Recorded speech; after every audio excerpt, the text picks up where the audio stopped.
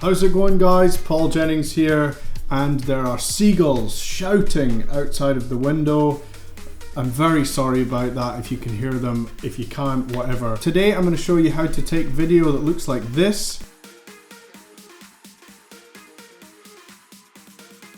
and make it into video that looks like this.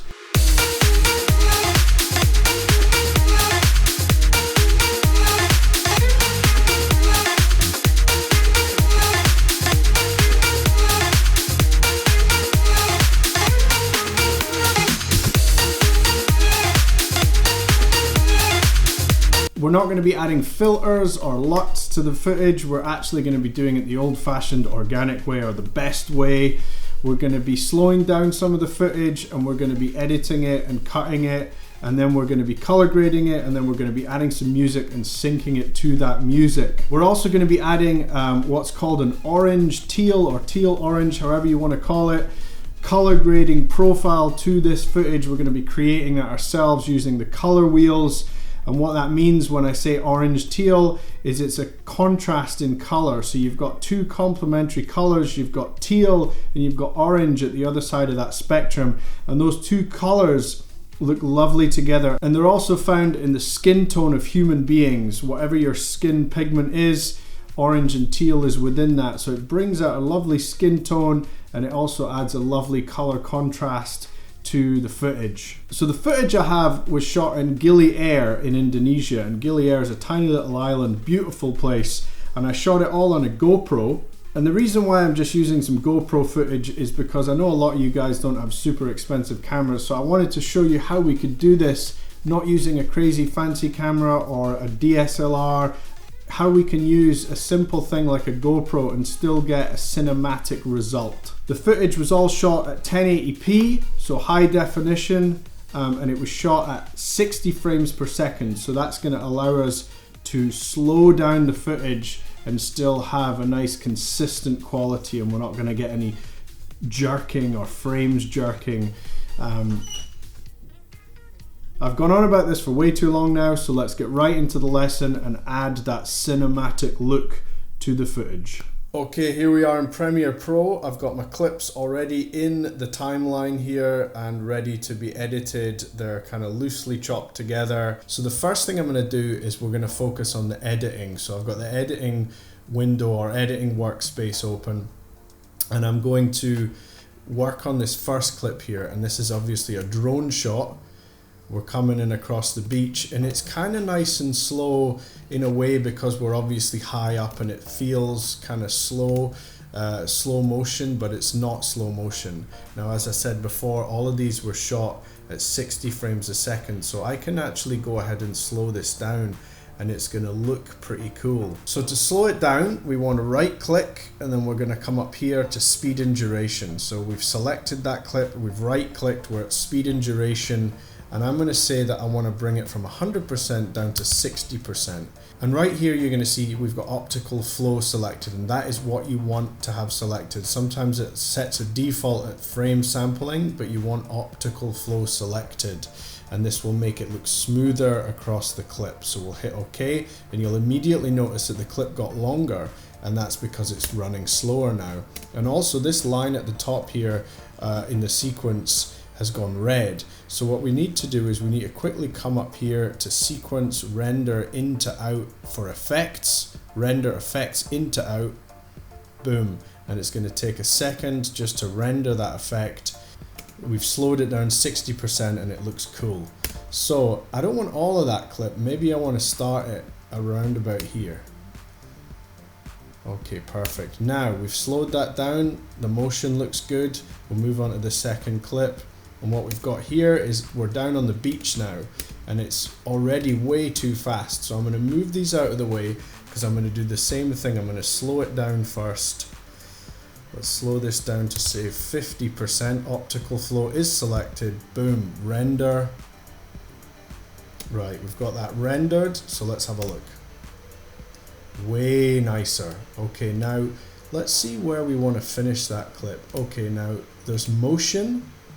And as it gets to the end, it kind of stops. So I just want to pull that clip out just as it stops. So I'm going to bring it down, shorten the clip, and now I'm going to stick it right onto the first clip there. So let's see them both together. Nice. Okay, we've got the motion happening, we've slowed it down, and then we'll bring in the third clip. Okay, and what we've got here is we've got Lauren on a swing in Gili Air in Indonesia, and now you'll see we can make this look a hell of a lot better than this. There's some nice motion, but it's a bit jerky and strange. So what we're going to do again, we're going to pull the speed down 50%. Way nicer motion going on there. That is so cool. But right at the end of the clip there's a bit of a jerk. Maybe the drone got caught in the wind, so we're going to cut it off before that happens, because we don't want that to be included. So much nicer. And just with her legs swinging, the water moving, with the slow motion, it just adds this touch of class, touch of cinema. So now we've got the last clip, and it's just the drone rising over the ocean there. And I'm going to slow that down again. We're going to go to 50%. Okay, now here we're starting to cook here. We're looking good, a lot better. The motion I think is good. So what I'm going to do is, before we head into coloring, which is really going to bring it together, I'm going to apply these fades in at the intro and the outro. So we're going to fade up over that coming on the beach. We'll go through the sequence, and then we'll fade out over that, over the ocean there. So right now I'm happy with the motion. I'm happy with the speed that everything's at. Gives you a nice feel. What a beautiful place that was. Anyway, now let's head into color. So we're going to change the workspace, and we're going to really bring this to life. So we head into color, and here we are. We've changed the workspace, and you'll see on the right we've got the Luma tree color, or the Luma tree color. I always say Luma tree, but it's Luma tree. And here we are. We're going to do some basic stuff. It might seem complicated, but if you follow the steps, then you're going to see it really comes to life, and we get that nice cinematic style of coloring. So here we go. I'm going to actually start on the clip of Lauren on the swing here for the coloring, and then I'm going to paste it across to the other clips and tweak them.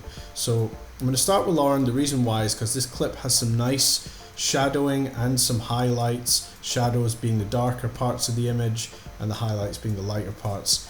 So it's got a good sort of contrast of the two going on, and I've also got Lauren here, so there's a little bit of skin tone going on, so we can basically get a good sweep of how we're going to color it with this one clip. And the lighting is pretty consistent across all clips, so I'll be able to get a color grade going on this clip and then paste it across to the other ones and tweak if necessary. So we're going to go into basic correction first. Now I'm going to leave the exposure totally fine. I'm going to add contrast, and you'll see that those darker areas are getting darker, and we're adding some nice contrast to that. And then we're going to come down. I'm going to leave that 50%, the contrast, because when we get into the curves I might adjust that yet, but I'm quite happy with that. And when I make adjustments with the faders, what I do is I move them around, and I'll move it right up to see what the extreme is, and just until I kind of see what I like, and I'll just leave it right about there just now. Okay, you know, it's good to get a good sweep to see exactly what it's going to do if you go way over and way below, and then you'll find your happy medium, and you'll find what you're looking for. Highlights, we'll pull them down, and the reason why is because I want to bring out the definition, and I want to bring out the details. And if you just look at this area here, just in the kind of center of the image between the horizon and the hills, when I have the highlights way up, you can't really see what's going on there. It's quite hazy. I mean, it's a hazy day anyway, but if you bring the highlights down, it's going to bring out some of that detail in the hill. So I'm going to bring them way down to about maybe minus 60%. And then what I'm going to do to contrast that is I'm going to bring the shadows up. So that's going to bring the darker areas up more and bring out the detail in the shadows. So I'm not going to go as far as I did on the highlights, just maybe about 20%. Move down to the whites. I think they're okay for just now, but that might change when I pull the blacks down. So if you pull the blacks down, you see it adds even further contrast. And if you look down here in this darker area, you can see them getting nice and rich. So I'm just moving the slider about till I see what it's doing, and then I kind of settle in an area that I like. Okay, so we've settled there.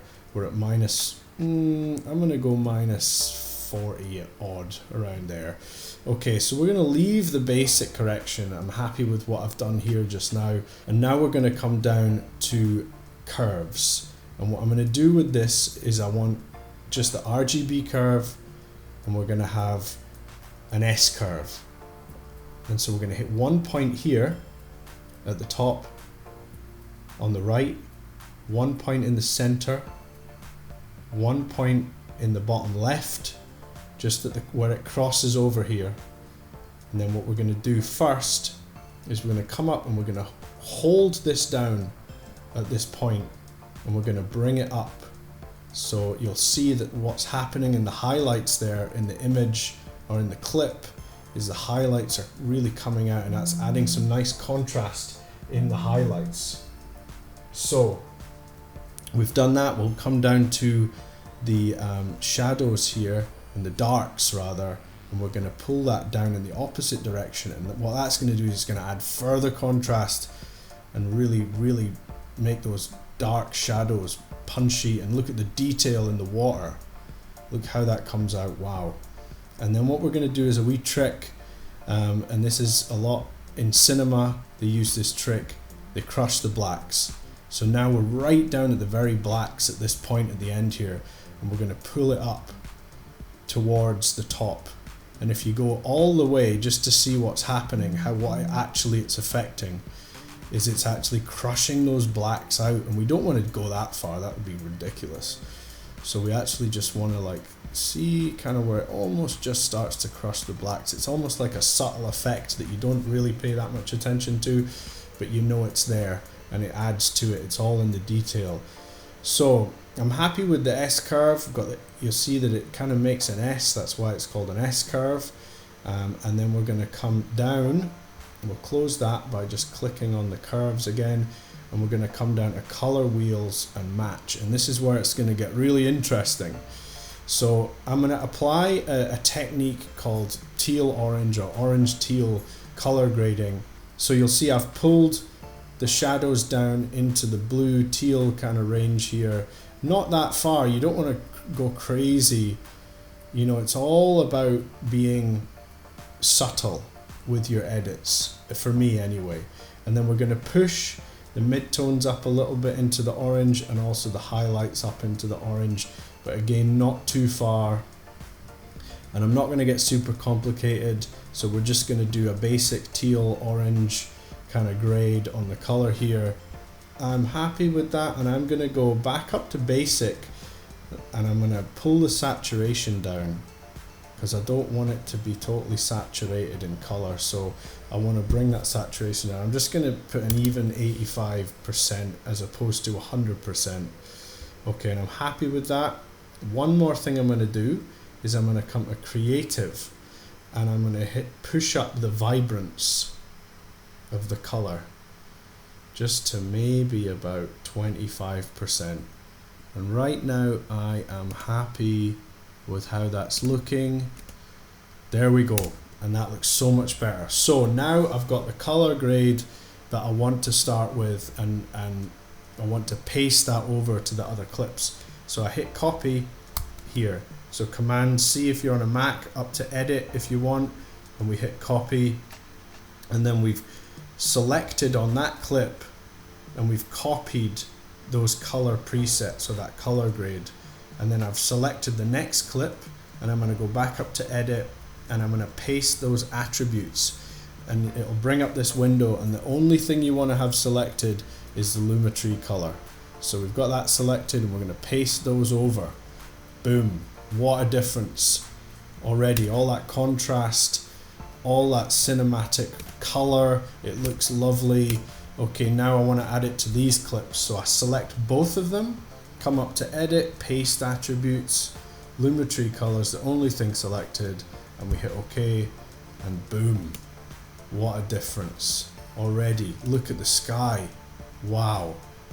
So I've got this soundtrack here that I downloaded from the YouTube's free audio library. It's quite extensive and it's quite cool. It's copyright free music. I'm going to pull that over, drag that over to the audio space. So in order to give this the kind of final touch is that I want this to actually sync with the audio in the way that when the audio changes, I want the clip to change. So when there's a change in the music, I want the clip to change as well. See what I mean here?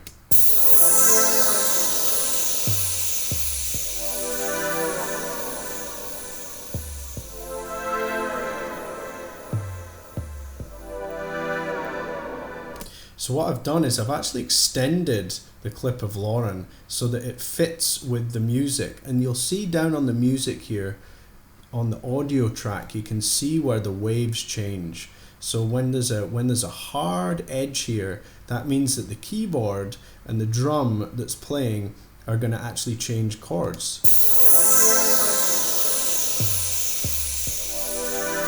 And I've synced that up, so I've moved that around and synced that so that when that change happens,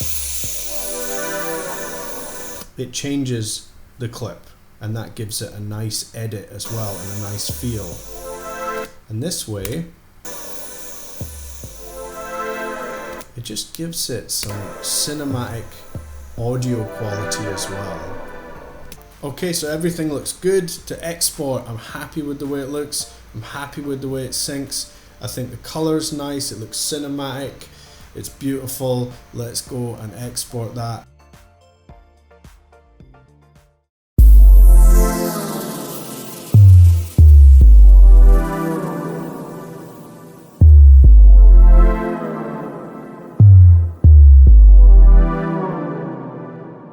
Thanks so much for checking out this video. Please do subscribe to me on YouTube so you can get all of my latest tutorials and videos. Give the video a thumbs up if you like it. Please do that. That really helps it gain traction. Until the next time, enjoy your editing. I hope you get some great results from this.